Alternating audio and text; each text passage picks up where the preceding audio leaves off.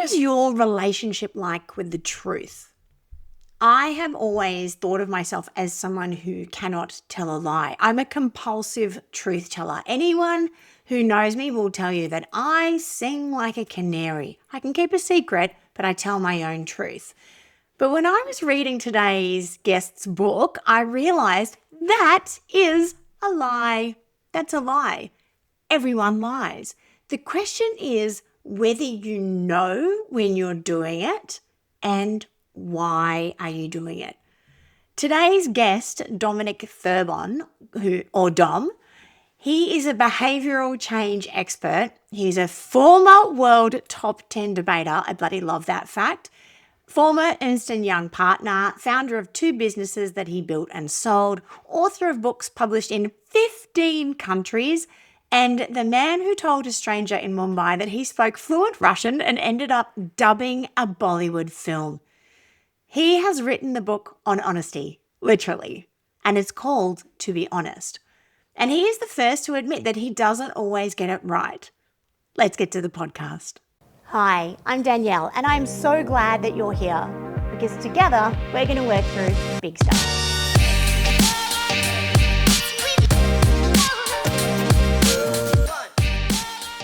Dom, welcome to Big Stuff. Dan, thank you so much for having me. I'm delighted to have you on here, and I'm really excited about this conversation. You're different to most of the guests that I have on here for lots of different reasons. Often the books that I come across are sort of memoirs and self-development kind of vibes. And when I saw your book and what it is about, right here, To Be Honest, I was very, very interested in it because, man, there's a lot of what my 13-year-old daughter calls bullshogony. There's a lot of bullshogony out in the world at the moment. And I fear we have become less critically thinking because of all of the information available all the time. Yeah, that was a statement, not a question, but you nodded. So yeah, already we're on the right foot because you're like, yes, she's amazing. She knows what we're talking about. Well,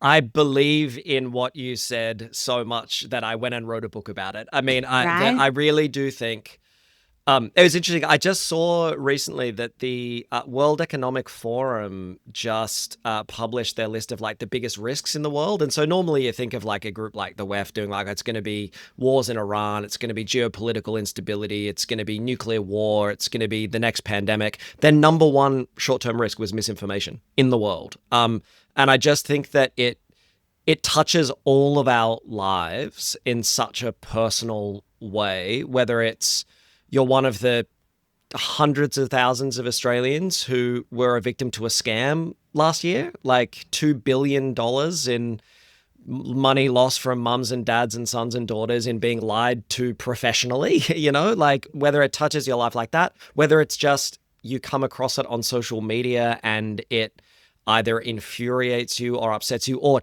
tricks you. However, or whether it's just we're sick of being lied to by politicians, like in wherever we find ourselves, I do feel like this world of misinformation has increasingly found its way into every moment of our daily lives, and it's affecting us in unexpected ways. And then we're also contributing in really unexpected ways as well. And so, yeah, look, that's a really long way of saying I agree with you, Danielle. I really do. I think it's. I'll tell you, I'm here for all the wordiness. I'm here for it. I'd like you to share, please, what you've classified as your biggest lie. Take us back to Mumbai in 2005. Yeah, when I was in my very early 20s, the reference Dan makes, for anyone who hasn't read the book, there's a chapter of the book called The Biggest Lie Ever Told, and it certainly is the biggest lie ever told. I was on holidays in India, and I was very young. I was backpacking around India with my then girlfriend, and as anyone who's traveled to India would know, they in Mumbai there's a bit of a tradition of kind of getting foreigners to get involved in in Bollywood, right? So they might cast a white-skinned person in a TV commercial or get them as background extras and stuff like that. And so it's quite common for people to come up, if you look super non-Indian, to come up and ask you to do stuff. And I was wandering down the street and someone came up and said, "Do you speak Russian?" And I was like, "Oh, no, I don't.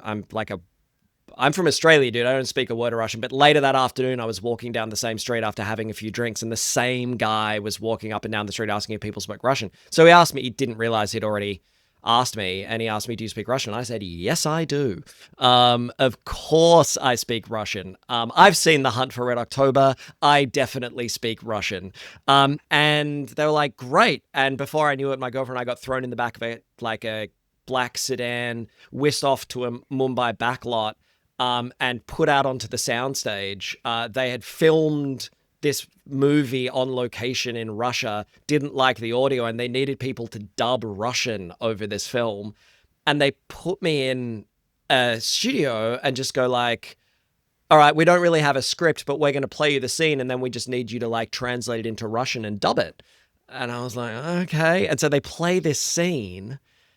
And I'm like, "All right, I'm ready. Roll camera." And they roll, and I just start making Russian-sounding noises. I'm like, "Yeah, kapitansky." And I'm like, I get through 2 sentences, and I work from the presumption of like, well, the gig is up, surely. And I turn around and look in the control room. They're all cheering. They're like, and it dawns on me, no one here speaks Russian. None of these people speak any Russian. So they're like, "Can you do a bit more?" I wind up in 5 different scenes pretending to be speaking Russian. I play a helicopter pilot. I play like a newscaster. I do like the bit that's not Russian. I make dubbing fight scene noises in a fight scene. And so I just, can you give us some dubbing fight scene noises? Go on. Oh yeah, action. But you'll notice there, obviously, a little bit of a Russian accent. Yeah, of course. Ibrotsky. And then not a word. And then yeah, they pay me 500 rupees for it. They drive me back to my hotel. They're like, "Love your work." And I'm like, there's no way they're going to use it. But my friend Nick Webb, if you're listening, was on holidays the next year in India, and he bought the DVD of this film. And I still have it in my house. And in all the scenes, it's just my voice in the fakest, most stand-outing ochre Australian fake Russian you could possibly imagine. But so I wound up in this freaking movie lying about being able to speak Russian. I feel terrible about it. Like, I just think of the people that worked on that movie and all the effort that's gone into it, and then some dude comes along and just lies about bullshit young Australian larrikin after too many beers. Yeah. Like, "Yes, sir, I do." So you knew you were in over your head at the time you landed at the soundstage. What do you think made you just keep going? Blind fear, I think. It was that fear of like, if I back out now, it'll be really clear that I've lied. My only choice is to double down with another lie on top of the lie. And I think we do this all the time, right? Of the like, well, the first lie was bad, but really now I'm 3 or 4 or 5 lies deep because I've doubled down on this thing. And it was honestly the embarrassment of I think I just knew I'd been a knob. And yeah, and I got blind luck, right, that I managed to get out of that without having to pay for it on the night, like on the day that it happened. Yeah, like I didn't get found out in the moment. It didn't have bad consequences, but I don't think that makes it any less bad what I did. I just think that makes me very lucky to have gotten away with it on that occasion. Did you think about how bad it was at the time, or were you like, "Oh my God, got away with it. Yes, I'm a legend." Or like, is it in hindsight that you're like, that's actually not cool? 100%. I used to tell the story thinking it was a really cool story. And I think it genuinely took me until I was in my early 30s to realize, like, maybe 10 years. It genuinely took, because there were no consequences in the moment. I was like, oh, it's just a really funny story. Look at, like, isn't it? look at what I got away with. And they even paid me for 500 rupees. It's like $13. They even paid me for it. Like, what a bunch of suckers. Isn't this a fun thing? And now I'm just like, well, it's quite an offensive story. This like affluent white tourist shows up and like pulls the wool over people's. It's like there's some undertones in that story that make me feel really, really uncomfortable about my own behavior.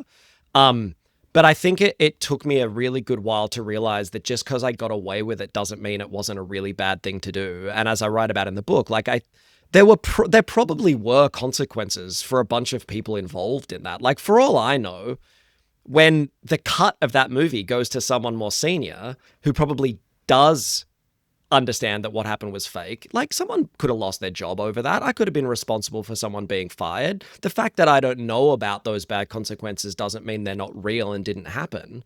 I think the story makes me look like a prick, to be completely honest.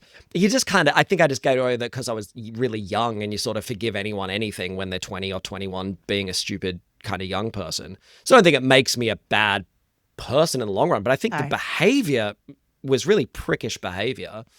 But it took me ages to realize it. It really did. Yeah. I think that for me, these sort of two particular lies, one was like a personal one was a work one. The personal one happened when I was, before I traveled, maybe 20, right? And I'm now 50. I will never forget telling the lie, and the reason I felt like I needed to tell the lie, which was I didn't want to get caught out in the moment with this shameful thing. So I did another shameful thing. So as you're saying, there is this like this doubling down on the lie. And it takes, I think, that the benefit of hindsight to be able to step away from it and understand firstly the things that inspired you to lie in the first place, and then the potential impacts of the lie. And you do go into what inspires us to lie in the book, and I want to talk more about that, because I think it's an interesting insight into just human psychology and human behavior. But you have written this book about honesty, lying and honesty. And you say in your own words, like, this story makes you feel like a bit of a knob. Why did you include this story? Why do you share this story now, even if you think it makes you look like a knob? Yeah, I have a very specific answer to that question. And this may be rolling on something that you want to discuss later, but I think it's important in answering this question. I think in the book, I draw this distinction between three very particular types of truth that I think we need to learn to grapple with. The first being this idea of like them truth. So that's our ability to sit down and have an honest conversation about all the world out there, like, you know, the politicians and the journalists and everyone who's outside of our in-group and our family and our friends, like the world out there. And then there's like we truth, which is our ability to have a conversation like about our group, you know. And when I was at EY, we did a big culture review. It talked a lot about our culture as a company. We released it publicly. We were very, very honest about racism and sexism and overwork. We as a group were telling a truth. And that's important to do. And then there's what I call like me truth. You know, that's instead of saying we have a problem with racism, a me truth would be saying I did this racist thing, you know. And we don't get there very often, I think, as individuals. We're super comfortable having a them truth conversation. We're often pretty comfortable having a we truth conversation. Or safety in the we. There's safety in the we. We're all doing this. This is bad. All of us are bad. Yeah. Exactly. Yeah. We have an issue to discuss here. But it's much rarer for people to be like, I did this bad thing, or it doesn't even have to be a bad thing, but it's like, no, there's this thing about me we need to talk about. And I wanted to model it, you know, like I've been a part of some really inspiring experiences where people have those moments of honesty, and it felt so disingenuous to write a book about telling the truth without admitting anything about times where I've lied. And obviously, in the conclusion of the book, share a thing about effectively me inadvertently lying on stage for 10 years, which I had been doing, genuinely inadvertently. And I just think it's important to, sometimes you just need to go first, and create and role model that it is actually okay to be honest about this stuff. We should have no expectation that anyone is perfect. And so it felt important. Plus, it is funny. A good story. Yeah, it's to tell the story. You say in the book that everyone lies, often without even realizing it. So let's talk about the main reasons. Sorry. Let's talk about the main reasons that people do lie. Yeah. So there's 4 or 5, I think, of the most common reasons, and just to level set for anyone, I imagine the majority of people wouldn't have read the book, but that reference you make to most people lie, just in case people out there listening are interested in how true that is. The best available data would suggest that almost everyone lies. To a first approximation, everyone lies. And about 60% of people lie roughly once every 20 minutes, which is a lot of, and that can be surprising when you first hear it.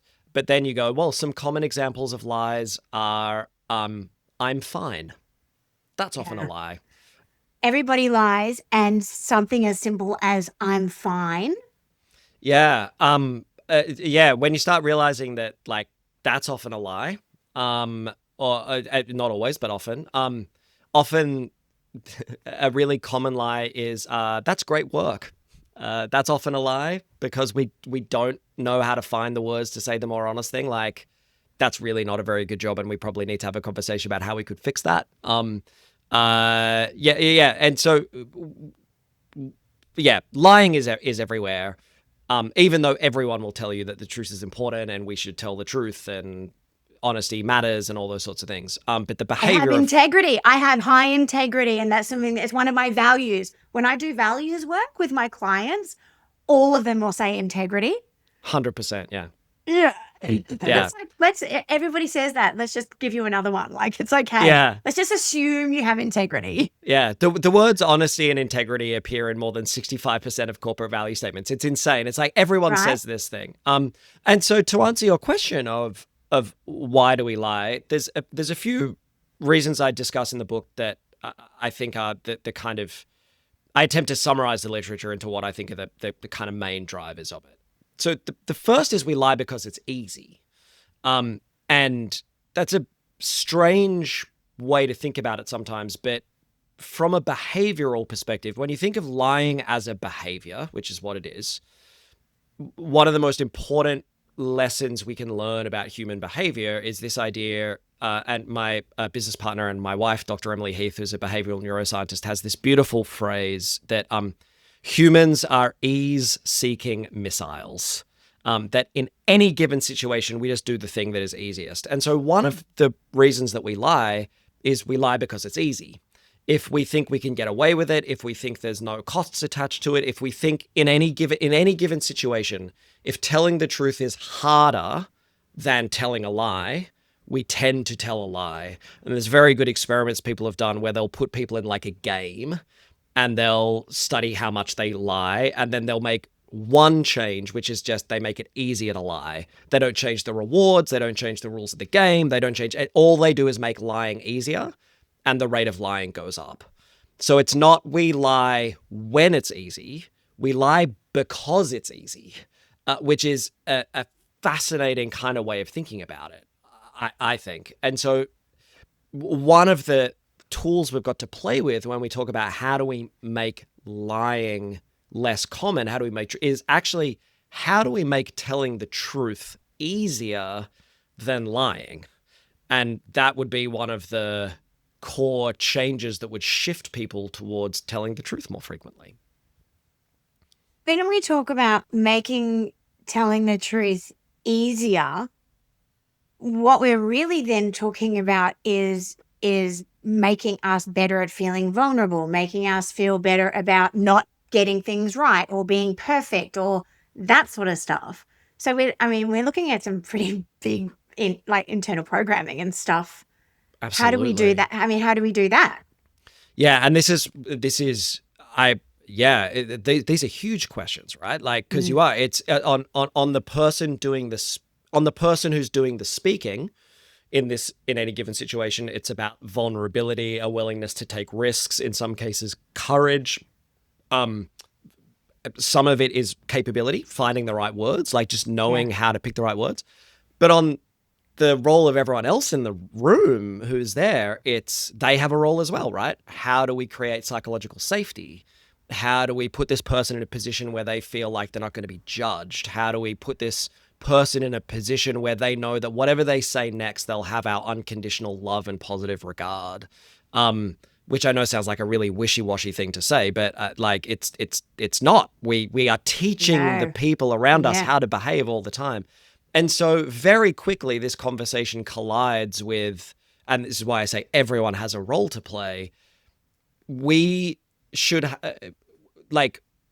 if we want people to be honest around us, we need to do the work to create an environment where people feel like they can be honest around us. And that can be real work to create that psychological safety. Yeah, absolutely. So we're looking at not just enhancing our own communication skills, but enhancing our capacity to listen non-judgmentally, but also in a way that encourages. So the reasons that we lie, the first one was because it's easy. And then carry on. What from there? So the second one is probably the really obvious one that everyone would think about, which is we lie for reward. If we think that telling a lie will benefit us, if we think there's material gain to be had, if we think that lying will get us a job, if we think that lying will get us a promotion, if we think that lying will kind of cover our ass, or slightly more altruistically, and this is where there is an interesting gender difference. And I've seen very little good explanatory evidence for why this gender difference exists, but the empirical statement of it seems to be that men tend to tell more lies in service of benefits to themselves. Women tend to tell more lies in service of benefit to others. So men will do more. I don't think it takes a genius to understand why. Women are hardwired to take care of other people and throw themselves to the wolves, right? That's so interesting. That's so interesting. And so when we think about, the lies potentially that men are telling in benefit of themselves, we're talking about sort of like in a work context or in just across the board. I haven't seen that sort of breakdown, but that gender difference finding seems to be durable across contexts. So basically, if the way they distinguish it is this difference between a selfish lie and an altruistic lie, so a lie where the benefit is just yourself versus a lie where the benefit accrues to others. And and there's probably certain situations where I don't think it's hard to construct a thought experiment of situations where lying is probably the best thing to do, right? Like as the rather trite my example. bum look big in this. Yeah. The answer is always no. Totally. I mean, look, there is an interesting philosophical debate to be had. A lot of people would tell you I'm wrong about that. Like there's a great neuroscientist and contemporary philosopher, a guy called Sam Harris, who wrote a book just called Lying. And in it, he makes the case that there is no such thing as a situation where you should ever lie. And that whilst if you look really narrowly at it, so what he would say about the does my bum look bigger this, he'd say, it feels like you should say yes in that moment. It feels like you should lie in that moment because you want to protect the other person. But actually, you lying to them in that moment means they're not going to change outfit even though something else might look better on them. It means that if they have a weight problem that is a genuine health issue, that it's not going to be addressed, that actually it's more comfortable to lie in that situation, but it's better for that person if you tell the truth. What you're saying is you just don't have the right words to do it, the right courage to do it. I'm not sure I agree with that, but that is definitely, some people would make that case.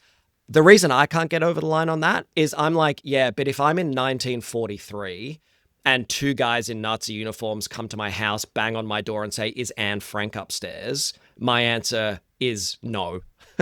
There are just certain situations where you absolutely should lie, otherwise you're a psychopath. And I just find it hard to get over that. But anyway, we start to get into very big philosophical questions there, I think. It's not black and white. Yeah, It's not I black agree. and white. It can't be. And I think often when we're coming into like these sort of these bigger sort of philosophical human behavioural conversations, if we started to create this really black and white delineation, then we lose all of the nuances of humanity, right? And we need to be able to take into consideration all of the different contexts and all of the different things. And I suppose it comes right back to our own personal values and ethics. You know, what do we believe is the right thing? With the big bum.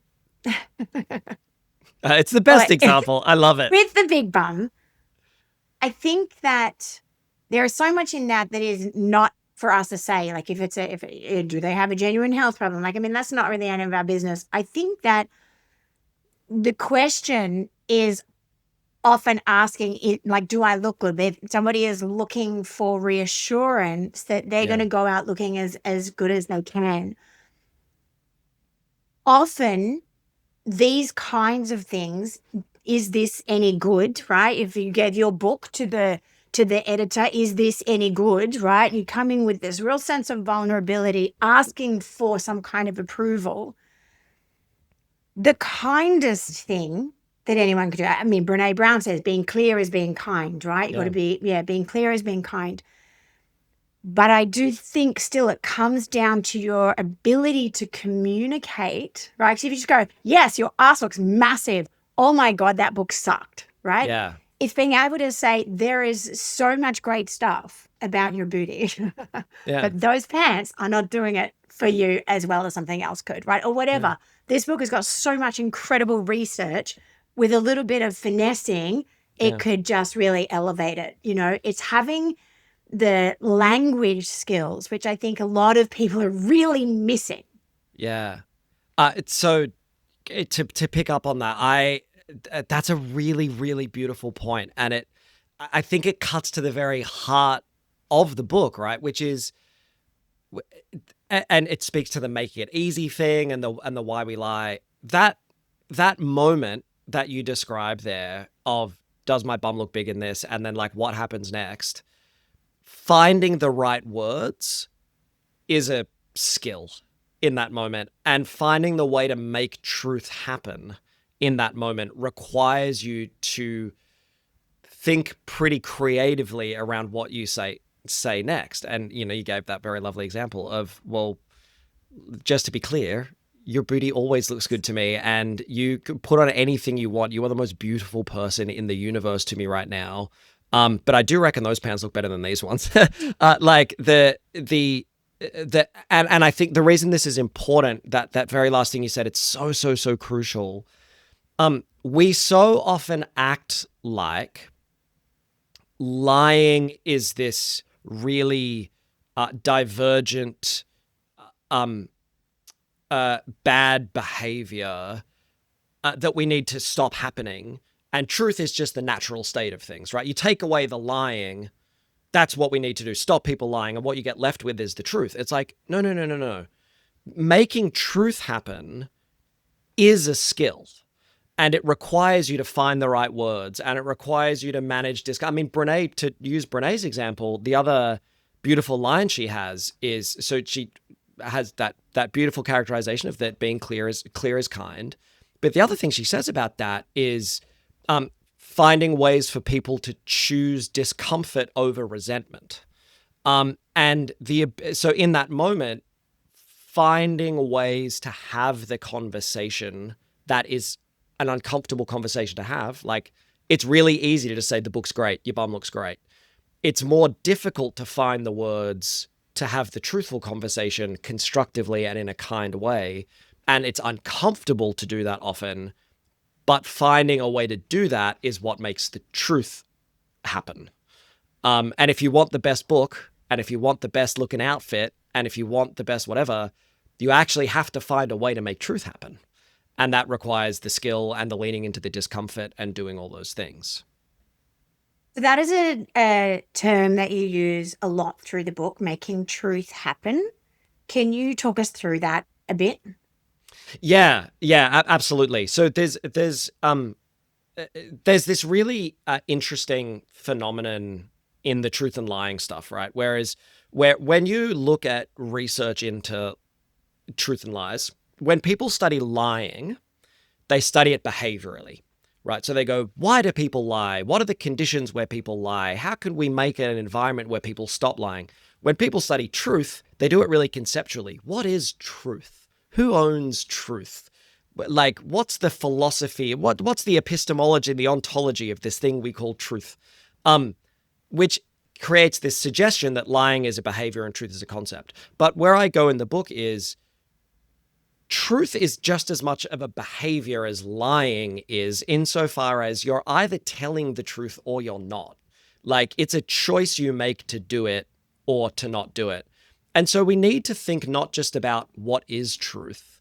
We need to think about how do we make truth happen, right? Because as we said, 65% of companies say truth matters as a value. Conceptually, they agree the truth matters. But then you look at the behavior of organizations and they don't do telling the truth much at all in some cases. Less than 19% of us trust leaders in business to actually tell the truth. Not just leaders in business, global leaders. Yeah, global. I just saw data last week. I just got back from London yesterday, presenting on this in the UK, and the latest UK data is less than 9% of people in the UK trust journalists to tell the truth, which is a frighteningly small number, and speaks to the lack of faith in journalistic institutions. And so the idea in the book is, how do you take truth from something we talk about as a value to something we talk about doing? And so I identify these three very specific behaviors that I think people need to do to make truth happen, which I break down as seeking the truth. So we actually have to care enough about it that we go looking. When we hear something, we learn to ask, I wonder if that's true, rather than believing it. We use curiosity and a little bit of healthy skepticism to go, I wonder if that's true. That's kind of step one to making truth happen, like seeking it, searching it, being willing to be curious and ask the next question. Then speaking it as a second thing. So this gets to the choosing discomfort over resentment in a moment where I could easily lie, to make the personal commitment that in that moment, I will instead try to find the words to say the true thing in a kind and constructive way. And then finally is hearing it, which gets back to the me truth conversation around, it's very easy to go, oh man, Donald Trump tells a lot of lies. Politicians can't be trusted, about talking about other people, but having the humility to be open to hearing the truth. And I think part of that is people getting really comfortable, and you mentioned this earlier, comfortable with this idea of, well, I might just be wrong about things, and to have a humility to work from the presumption that it really is possible that I'm wrong about something, that you're wrong about something. And so by making truth happen, that's what I mean, a world where we each commit to seeking, speaking, and hearing the truth individually. I think that seeking is more important than ever, because I saw something on social media the other day about AI, and It was shocking and terrifying. And I sent it to my husband and I was like, oh my God, the world is going to end. And then he was like, hey, I was like, even the CEO of ChatGPT thinks so. And he was like, hang on a minute, let's back it up, baby. And then he went and researched the snippet that I sent. And he's like, all right, what's happened is these people have taken a number of different things that this person has said and out of context. They've jammed it together into this thing that does sound very doomsday. He did say these things, but that's not all he said. It's completely taken out of context. It's multiple different things that he said on different days. Now we are being fed that stuff constantly, we don't even want to go into how addictive social media is or how addictive our phones are and the constant barragement of information and misinformation that we're being sold. But it is our responsibility. They're not going to take responsibility for what we're being fed. So until they are being held accountable for what is on there, it is our responsibility to verify, to be curious, as you say, to be skeptical, and be responsible for how all of this not only informs our decisions, but makes us feel. It impacts our nervous system. Yeah. I took myself off social media a few years ago for precisely that reason. It was making me the worst version of myself, and it was making me anxious and angry. It impacts us in a deep, deep way. It's a really unfair fight, I think, that we're in here. Anywhere between, depending on which topic you're talking about, two great studies from the NHS found that anywhere between 70 and 80% of content on social media is misinformation. 70 to 80%. That's a lot. Yeah. Yeah. Is that because people are doing their own little bit of research, Google, ADHD. Now as an influencer, I'm going to get on and say all the things I know about ADHD and, women in perimenopause, and I say everything that I know, and it's like Chinese whispers? Or is it because people are being malicious and spreading misinformation? Well, there is both. It's a little column A, little column B, and this is where it gets back to the personal responsibility thing. There is a misinformation economy that is linked to the business model of social media, right? And this is not conspiracy stuff. This is, I think, just a description of the business model of social media. We know, and social media companies are very transparent about how the business model works, which is it works by capturing and holding people's attention. We know that the best way to keep people engaged is to drive them into a heightened emotional state when people are anxious, when people are angry, when people are outraged, when people are jealous, when people are sad, when people are depressed, when people have low self-esteem. All these states happen. Insidious, disgusting. Yeah. It's a weird one, right? Because those states happen to be the ones that are best to get us engaged and sharing, right? We're more likely to share when we're angry. We're more likely to share when we're upset. And so social media companies aren't setting out to make us angry and upset. They're setting out to keep us engaged. It just very unfortunately happens to be the case from a human psychology perspective. It's why I would call it an epiphenomenon. It's something that social media does without trying to, it just happens to do it. That's the state where we're the best client/product for social media, is when we're in that state. And so our algorithms increasingly optimize for content that is like that. And so you get these algorithms that gradually over time serve up more extreme, more anger-inducing, more fear-inducing kind of content. And that means if you're a social media influencer whose business relies on engagement, you are subject to that same incentive to build content. And so you get, by very unfortunate accident, a world where misinformation is an extremely good business model. And then and so that's the way where it's deliberate. We inadvertently optimize for misinformation. It's a byproduct. The way it's inadvertent, and this gets back to the role to play, and ADHD is a great example of this, right? So, and I should clarify, by the way, what I'm about to say is I'm not suggesting ADHD is not a real condition. I understand it is a real condition. People have had their life changed through diagnoses. Like, that is not the point I'm about to make, just for any avoidance of doubt. But so we know that ADHD-related content has been shared just on TikTok more than 6 billion times, right? And what we also know is that studies into the accuracy of ADHD-related content on TikTok show that more than 50% of it is clinically misinformation, right? So that is more than 3 billion examples of ADHD-related misinformation being shared on TikTok.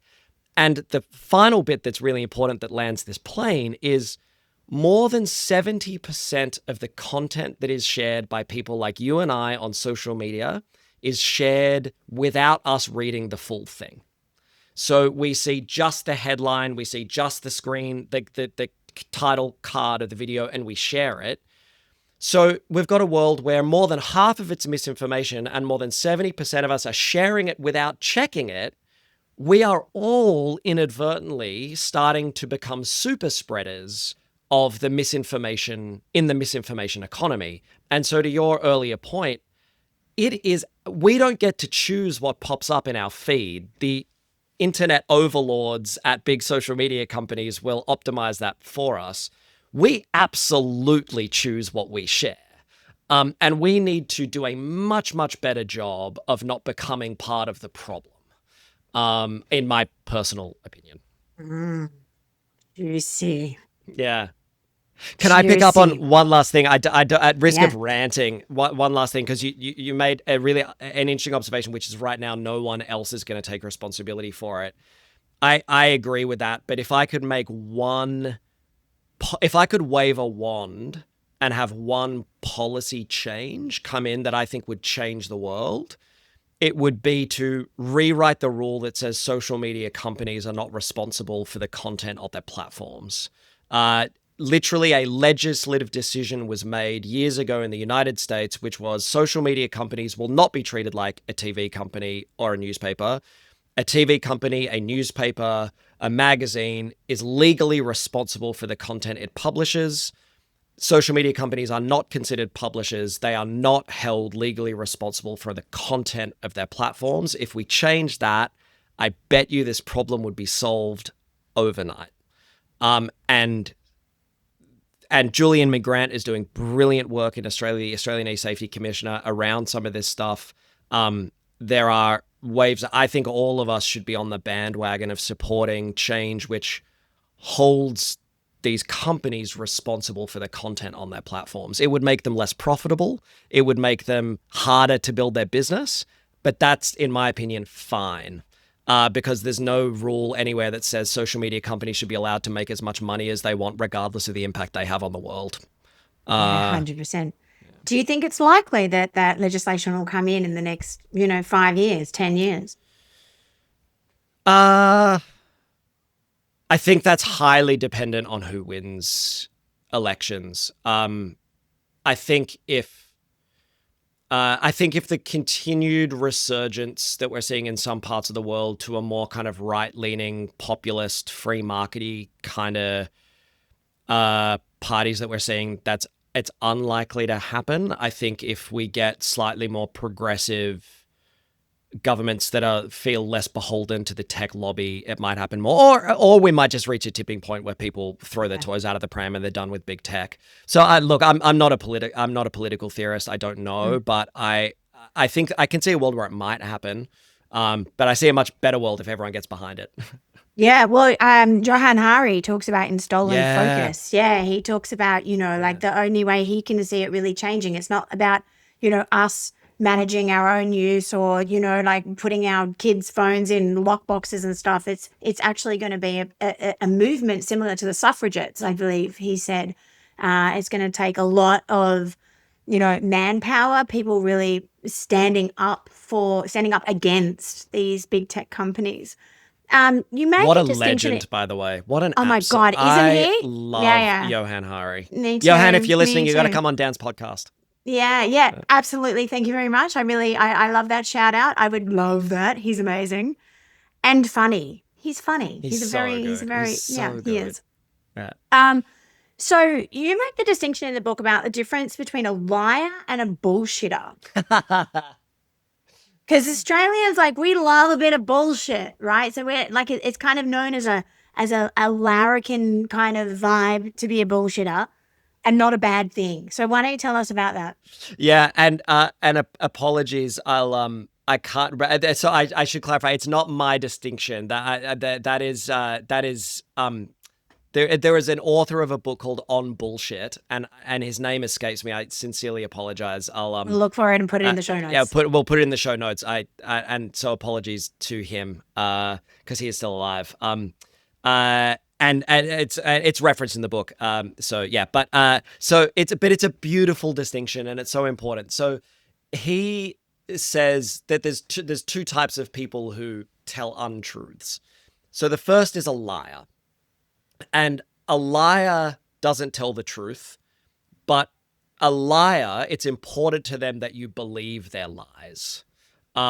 So a criminal on the stand claiming that they didn't do it, if they really did do it, they're lying, and it's really important to them that everyone believes them. A bullshitter also doesn't tell the truth, but they have no interest whatsoever in whether you believe them or not. They do not need you to believe their lies. For them, merely the creation of the bullshit is enough. And so a larrikin just spinning a yarn for fun is like whipping up a form of bullshit. But in that case, it's not like no one's meant to believe it. No one expects you to believe it. It's probably just for a laugh. Doesn't really matter. Or you can have a really insidious form of bullshit. And so probably the most famous example, Steve Bannon, who was Trump's former political strategist, literally said, our goal is not to win the argument. Our goal is to, in his words, quote, flood the zone with shit. We just want to put so much crap out there that it's not that people believe any of it, it's that they just don't know what to believe. And that, I think, is a better description of where we find ourselves. Of a world where there's an Italian computer scientist, a guy called Brandolini, who coined Brandolini's law, which is this idea of the amount of energy it takes to create bullshit is only a tiny fraction of the energy it takes to clean it up. And so it's like advantage to the person who are just interested in like putting all the crap out there, but for the rest of us trying to sift through it. Imagine if your job was to try to sift through all the stuff Donald Trump says and figure out which bits are true. You could, by the time you've figured one out, 5 more things have been said. And I think it's really important for people to understand that that's the point. Like, that's the goal of someone like that. Trump, I don't believe, and this is my personal opinion, I don't believe he's a liar. I believe he's a bullshitter. I don't think he gives a crap what people believe. I just think he is happy to just say whatever. That's, to my mind, that's the only way I can make rational sense of what's going on there. I mean, the evidence to create shock, confusion, it keeps everybody like hot-footing all the time. What is going on? What do we believe here?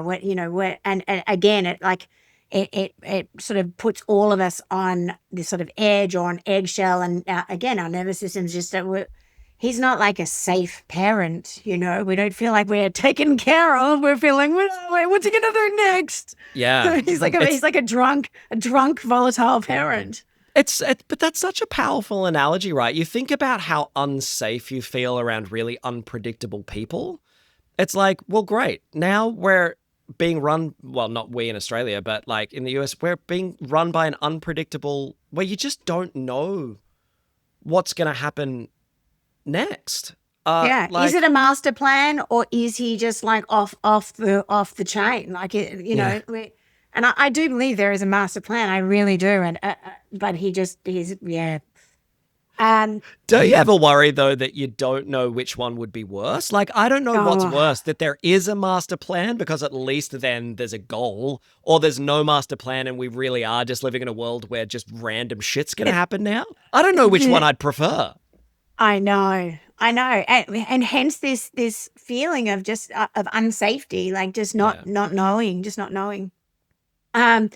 Slightly left now, slightly left field. Yeah. I want to ask you about something that I find in myself that I think that you will relate to.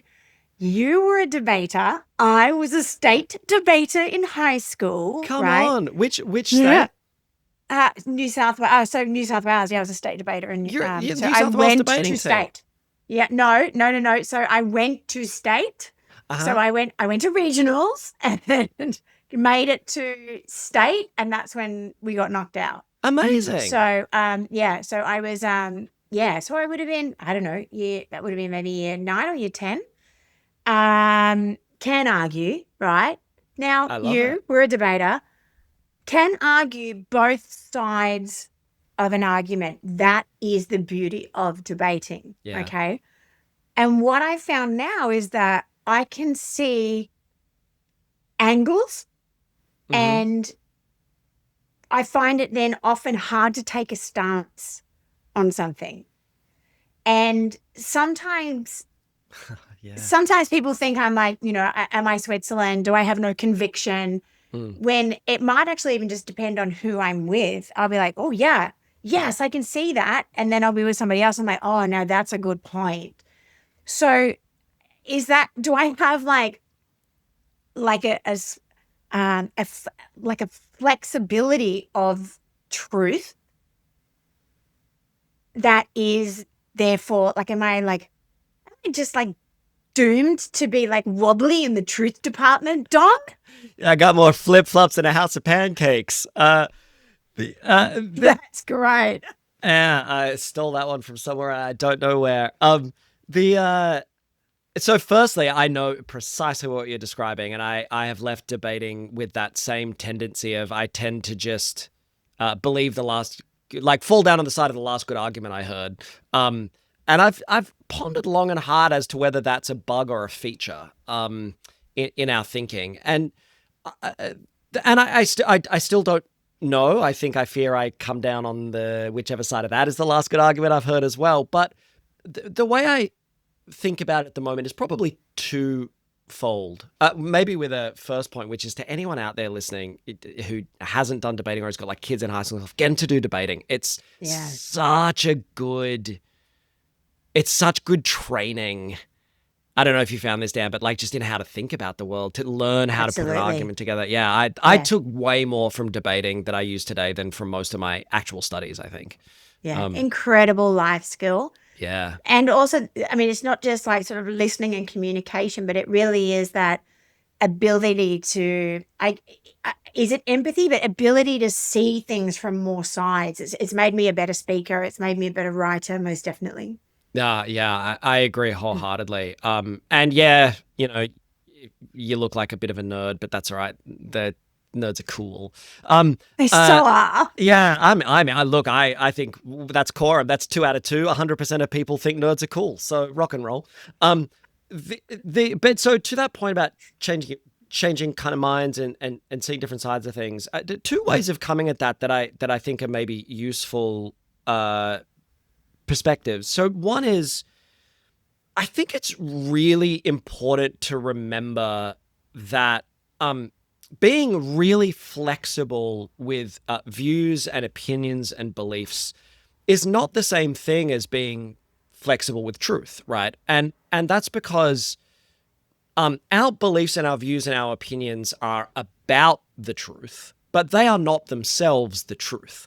And once we agree on a set of facts, on a set of true and objective statements about the world, that's not to say that we will then agree on what we mean or what those facts mean or what we should therefore do or what the right next step is, right? So even in the presence of shared truth, which I think is really critical, there might still be vibrant disagreement about the interpretation of that truth. And I think in that way, whilst we should seek, we should decisively and I don't want to say aggressively, but we should relentlessly and ceaselessly Yeah. and enthusiastically seek the truth.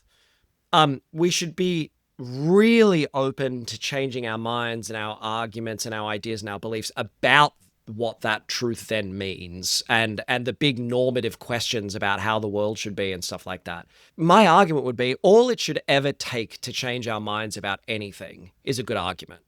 And if you, it's sometimes when people ask me about stubbornness and things like that, I'm like, I think it's really important that we sometimes, when we're dealing with our interrogating our own beliefs and our own opinions, it's worth asking ourselves, what would it take to change my mind here? What would it take for me to change my mind about this?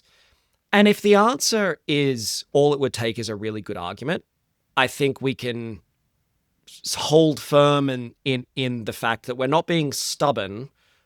We've just formed a view based on things that is still open to good argument. But if the answer is, well, nothing would ever change my mind about this, or if there is nothing you could say, nothing that could happen that would ever change my view on X, Y, Z, I think that should actually send warning signs. That's like a dangerous position. Yeah. Yeah. And yeah. One thing that you said in the book, which I found, I smirked, because we hear it a lot, is this is my truth. This is my truth. And you're like, hang on a minute, it's either true or it's not true. Because we've got facts. But we do hear people talking about, my truth. Do you think there is room for my truth, personal truth? Yeah. So it depends on what we mean by that, I think. And so within my definition of the way I think I use the word truth, I don't think the concept of like your truth and my truth makes any sense in that. In fact, I think I can't remember if I go so far as to say this in the book, but my view on it is, if your truth and my truth are different, all that means is one of us is wrong. And even in contexts where I think we might want to very judiciously guard the concept of my truth, like people having my truth, I think we should still be really cautious and skeptical of it. So take like a therapeutic. So today, for instance, I was with the board of the Center for Women's Economic Safety. So Rebecca Glenn is their CEO. They do extraordinary work working with women who have suffered financial abuse in domestic and family violence settings.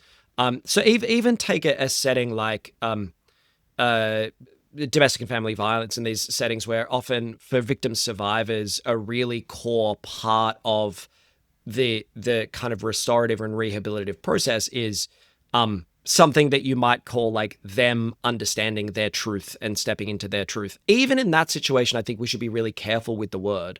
And I'll get really specific with what I mean about this, about the phrase your truth. If someone has been, say, a victim of, or is a victim survivor, or has been a victim of, say, domestic violence, that's not just their truth. That's our truth too. And it seems if someone has really reached a point in understanding the truth of what they have experienced and the way it has affected them, it seems to me really insulting to go, well, I understand that that's your truth, but it's not my truth. It's like, no, if that is what that person has experienced, if that is what is true for them, it's incredibly important for the rest of us to realize that that experience is our truth too. It might also be true that I had a different experience, and it might also, but I just feel it's so invalidating to be like, or so demeaning to be allowed to dismiss stuff as like, well, that's just your truth, because it gets all of the rest of us off the hook, right? To go, well, that's your truth, so that's your problem. That's your truth, so that's your experience. I'm like, no. If you've experienced those things, if I'm part of a system that has created that experience for you, if I'm, even worse, a perpetrator of those things, that's not just your truth. That's our truth, and I need to grapple with what that means for me, and not dismissively go, well, that's just your truth. And so I think whilst I really understand the intent behind people arriving at this point of going, that's kind of my truth, I don't mean there's no such thing as your truth dismissively. I mean, it's not just yours, it's ours, and we need to wrap our arms around you and understand that it matters just as much to us as it matters to you. And it is as true for us that you experience those things as it is for you. That's why I think it's a dangerous concept.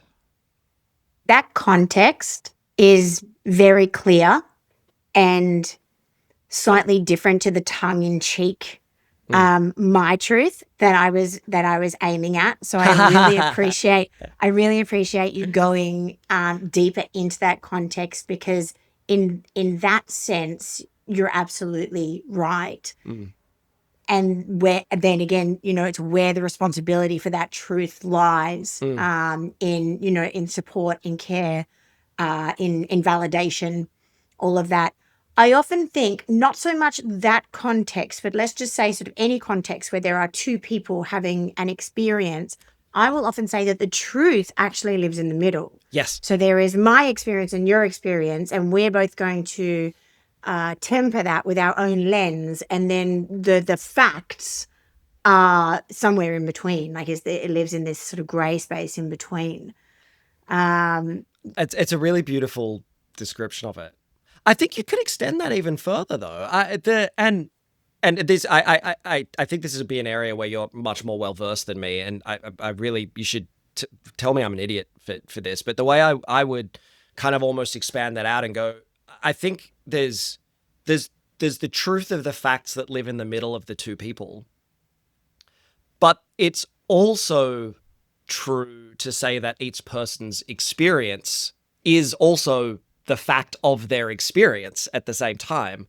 And this is the rather, maybe it's tedious, I find it really interesting part of that I discuss in the book around this, like the true difference between subjectivity and objectivity, that your experience is subjective, but the fact that it is your experience is an objective fact. And I think we can sometimes be really dismissive of each individual's experience because ours is different. And even so in that situation you described, where you've had two people and they both had their kind of own experience, the facts are in the middle, but there is also the fact that each person's experience is factually their experience as well, that brings to it.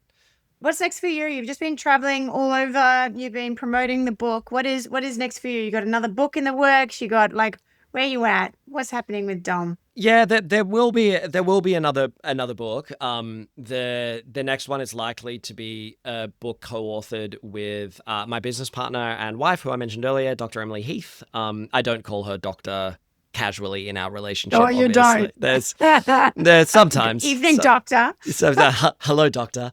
And so the next book is likely to be a book on behavior change, which has been our work for a long time. But for the foreseeable future, or at least for the next little while, it's been interesting to see just how timely the book feels in this world teetering on the brink of a kind of a misinformation apocalypse. And the conversations that I've had with people like yourself and on other pods and in the media, I think this is an important conversation to sit in. And I do increasingly feel as though getting the truth thing right is the thing that lets us get all the other things right. And so I would not be averse to dedicating the next kind of portion of my career really to this conversation. And frankly, I find it so fascinating. Like conversations like this with yourself, Dan, I think these are important and I find them so fun and enlivening. So what's next? Bit more of this, hopefully. Yeah, rock on. Hopefully lots more of this. Thank you so much for your time and your candor. The book is To Be Honest, Can they get it everywhere? We'll link to it in it's Major Street Book. We will link to it in the show notes. It'll be everywhere. We will link to you if people want to continue the conversation with you, or even if they want to work with you, because I think you're pretty rad. Mate, thank you. That's extraordinarily kind. Yeah, and thank you again for your time. I love these conversations. Thank you for having me. Yeah, my pleasure. That was Dom, and the book is To Be Honest. We'll link to it in the show notes. What I really loved about this conversation is that it didn't let any of us off the hook. Not Dom, not me, not you. We are all in this. We are all lying more than we think. We are spreading more lies than we realize, and we are avoiding truth more than we'd like to admit. The good news is that making truth happen is a skill, and skills can be learned. A couple of thinking points to leave you with. Dominic said that the truth is not decided, it's discovered. But most of us are so busy defending our existing beliefs that we stop looking. When did you last genuinely change your mind about something? And what would it take for you to change it again? He also drew a line between lying, misinformation, and bullshit. And he said that they all require different responses. Which one do you feel like you encounter the most in your own life? And maybe as a harder question, which is the one that you are the most guilty of? I hope that you love this episode as much as I did, and I look forward to seeing you next time. I hope that you enjoyed listening to this episode of Big Stuff as much as I enjoyed recording it for you. Now, if you did enjoy this episode, it would really help me if you wanted to share it with just one person that you think is going to get something out of it. And also feel free to drop a comment. All of these things really help podcasts to gain more ears, and that's what we're really here for. Also, be sure to subscribe, then you will never miss an episode. If you want to find out more about me, who I am, what I do, then you can go and check me out at daniellecolley.com.au.